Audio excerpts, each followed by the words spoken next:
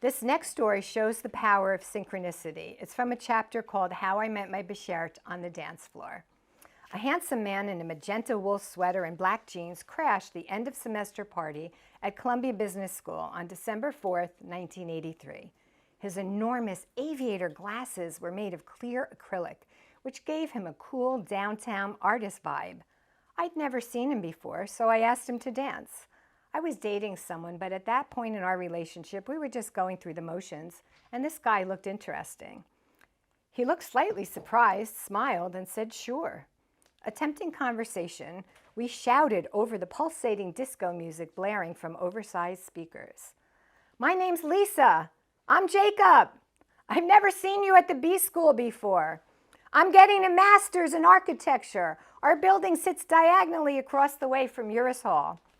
Since it was no use to shout over the pulsating noise of ABBA's Dancing Queen, I just relaxed into the music. The dance floor was my happy place, and I knew that the DJ would close up shop soon. I was wearing a black jumpsuit. I looked good. We danced exuberantly with exaggerated, silly moves, causing Jacob to split the seam on his pants. We both started laughing as his face turned as bright as his magenta sweater, which he quickly pulled over his head and tied around his waist.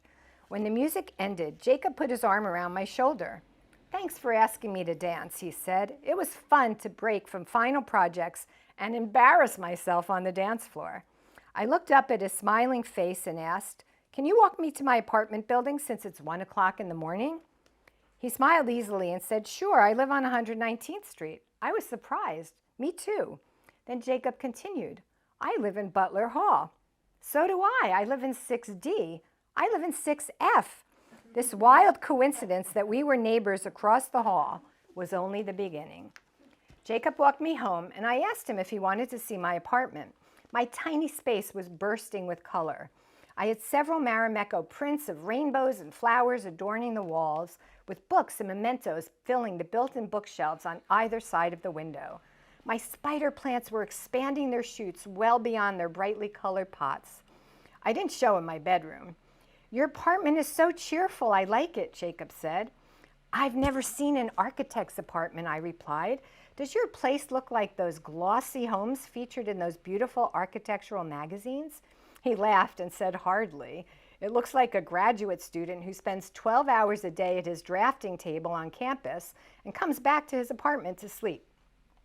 He was so sweet and polite compared to so many of the haughty, arrogant guys in the MBA classes at B School. His apartment was sparse, with an unstructured gray couch, a large round wooden table, and 2 director's chairs, and clean white walls. Several architectural drawings were propped against the living room walls. Each sketch was fastened with binder clips underneath a plate of glass instead of a proper picture frame. The pen and ink drawings were stunning and precise, so I walked over to each one to take a closer look. "Jacob, these are amazing," I said. "Why are they against the wall instead of hanging on the walls?" Then he said something that took my breath away. "I spend so many hours drawing and sketching that when I come home, I need to see white space to clear my head." I invisibly swooned. I had never met an architect before. As I was thinking that Jacob was really interesting and cool, he asked, "Would you like to have lunch tomorrow?" Months later, as the spring semester wound down, I prepared for the end of the school year and graduation. I stopped by the local grocery store to collect an empty box or two to pack up all of my belongings, which were stacked by the front door, prepared to stash in my parents' basement. I had secured a fabulous job at Young & Rumacam, one of the top advertising agencies in the world. I planned on taking a 6-week graduation trip to Europe, backpacking and staying in inexpensive bed and breakfast places with a friend from business school. I ran into Jacob in the lobby of our apartment building. He glanced at my pile of empty produce boxes ready to be filled with books. "Lisa, are you starting an organic garden on the roof?" he inquired playfully. "Nope, just trying to pack up 2 years of stuff before graduation." Jacob smiled. "I'm so glad I travel light. I don't have a lot to pack. Where are you planning to live?" The truth was I had no idea. I was staying in Manhattan, but that's about all I knew.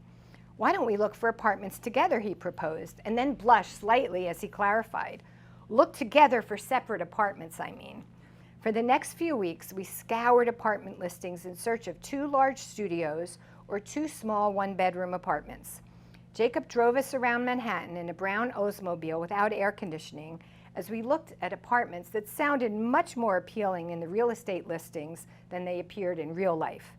The worst one even had a shower crammed into the kitchen right behind the front door.